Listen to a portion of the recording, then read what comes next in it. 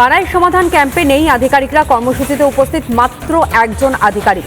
অভিযোগ তুলে রীতিমতন ক্ষোভ লুৎফাল হকের।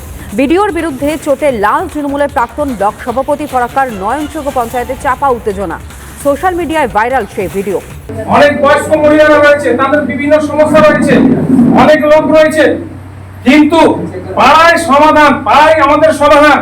কিন্তু পাড়ায় সমাধানের জন্য আমাদের কাকে কি জমা দিবে? আজকে বিডিও অফিস থেকে বা যারা স্বাস্থ্য দপ্তর বলুন, ইলেকট্রিক দপ্তর বলুন, আরো যারা আছে তারা আজকে উপস্থিত নাই কেন? যেখানে আমাদের সাধারণ মানুষের সমস্যার জন্য আমাদের পাড়ায় সমাধান হবে, সেখানে কোনো আধিকারিক নেই কেন? তারা কোথায় যাবে? তারা কাকে তাদের কাগজপত্র জমা দেবে? কোনো আধিকারিক কিন্তু এখানে আমরা দেখতে পাই না। এটা নাটকের মঞ্চস্থ করার জায়গা নয়। আপনার আধিকারিককে আপনি এখানে পাঠান, যে মানুষের ক্ষোভ, মানুষের বিক্ষোভ আপনি শুধু নামে মাত্র আমার পাড়ার সমাধান করে দিলেন, আপনি আপনার কোনো কর্মচারীকে পাঠালেন না। সেই কাগজপত্র কাকে কে কোথায় জমা দেবে তারা কিন্তু কিছু খুঁজে পাচ্ছে না।